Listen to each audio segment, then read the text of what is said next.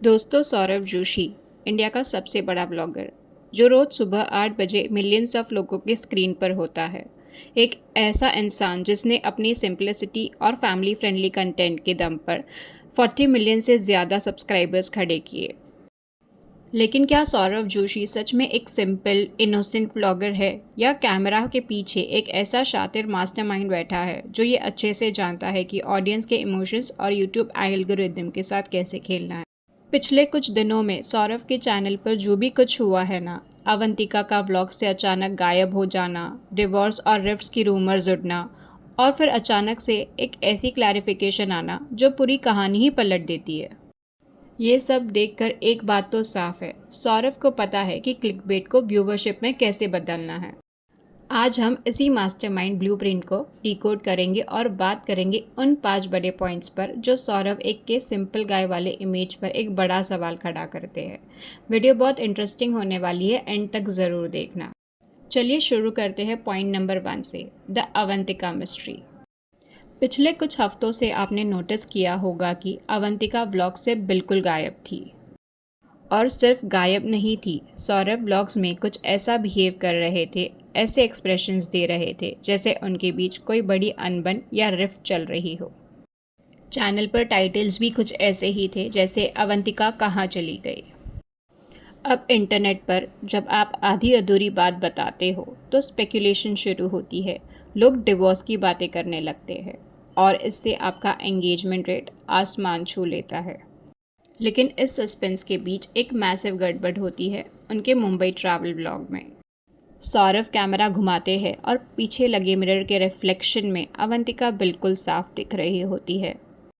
अब यहाँ पर थोड़ा दिमाग लगाए तो जो बंदा पिछले 4-5 सालों से रोज़ वीडियो एडिट कर रहा है, जिसे फ्रेम का एक एक मिलीमीटर पता होता है, क्या उसे नहीं दिखा होगा कि उसकी वाइफ मिरर में दिख रही है? अगर आप सच में प्राइवेसी के लिए या किसी वैलिड रीज़न से किसी को छुपा रहे हो तो आप उस शॉट को एडिट आउट कर देते हो, लेकिन उसे व्लॉग में रखना एक बहुत बड़ा हिंट था। ऑडियंस को कंफ्यूज कर देना ताकि लोग कमेंट्स में पागल होते रहे और व्यूज़ आते रहे। और अब आते हैं पॉइंट नंबर 2 पर, जो उनके बिल्कुल रीसेंट व्लॉग से जुड़ा है। पूरा सस्पेंस क्रिएट करने के बाद जब अवंतिका घर वापस आती है तो सौरव फाइनली सच बताते हैं।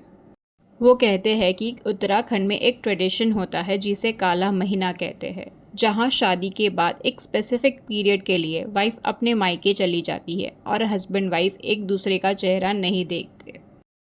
ओके, लॉजिकली वैलिड ट्रेडिशन है, इसमें कोई बुराई नहीं है। लेकिन सवाल ये उठता है कि सौरव ने ये बात पहले दिन क्यों नहीं बताई। जब अवंतिका जा रही थी तभी एक लाइन में बोल देते कि काला महीना चल रहा है तो वो जा रही है, मैटर वही ख़त्म हो जाता। लेकिन नहीं, उन्होंने जानबूझकर पहले व्लॉग्स में बोला कि सही वक्त आने पर बताऊंगा। और हद तो तब हो गई जब इस व्लॉग में वो उल्टा ऑडियंस को ही ब्लेम करने लगी। कहने लगे कि लोग अजीब अजीब कमेंट्स करते हैं, उनके रिलेशनशिप और शादी पर सवाल उठाते हैं। भाई, जब आप खुद थंबनेल पर लड़ाई और रिफ्ट्स का क्लिकबेट बेचोगे, सस्पेंस क्रिएट करोगे, तो ऑडियंस तो सवाल पूछेगी ही ना। पहले खुद आग लगाओ, व्यूज़ कमाओ, और जब व्यूज़ मिल जाए तो ऑडियंस को ही ब्लेम कर दो कि तुम लोग गलत सोच रहे हो। What a mastermind. Point number 3, जो काफ़ी व्यूअर्स ने भी नोटिस किया है, अवंतिका को लगातार एक बैड या नेगेटिव लाइमलाइट में दिखाना। शादी के बाद से कई व्लॉग्स में ऐसा पैटर्न दिख रहा है जहां अवंतिका को थोड़ा एरोगेंट, अनॉयड या अजीब सिचुएशंस में पोर्ट्रे किया जाता है। कभी किचन के सीन में तो कभी नॉर्मल फैमिली डिस्कशंस में। इसका असर क्या होता है? कमेंट सेक्शन में लोग अवंतिका को जज करने लगते हैं, उसे ब्लेम करने लगते हैं और नेगेटिव कमेंट्स की बाढ़ आ जाती है। एक हस्बैंड और एक क्रिएटर होने के नाते आपका फ़र्ज़ होता है कि आप अपने परिवार को, अपनी वाइफ को अच्छे से और पॉजिटिव तरीके से स्क्रीन पर दिखाओ। लेकिन सौरव को पता है कि जब तक वीडियो में थोड़ा ग्रे एरिया नहीं होगा, थोड़ी तू मैं नहीं दिखेगी, तब तक व्यूज़ और लाइमलाइट नहीं मिलेगी। व्यूज़ के लिए अपनी ही वाइफ को नेगेटिव लाइमलाइट में डाल देना, क्या ये एक सही व्लॉगिंग अप्रोच है? चलिए थोड़ा पीछे चलते हैं और बात करते हैं पॉइंट नंबर 4 की, the luxury pivot. Saurav Joshi का पूरा चैनल एक ही पिलर पर खड़ा था और वो था सिंप्लिसिटी। उन्होंने अपने 100 वीडियोस में बोला होगा कि मैं एक बहुत सिंपल पर्सन हूँ, मुझे ज़्यादा बड़ी चीज़ें नहीं चाहिए। और इसी मिडिल क्लास रिलेटेबिलिटी की वजह से लोगों ने उनको सराखों पर बिठाया। लेकिन आज के व्लॉग्स उठाकर देख लो, अब वो डाउन टू अर्थ बंदा कहीं खो गया है।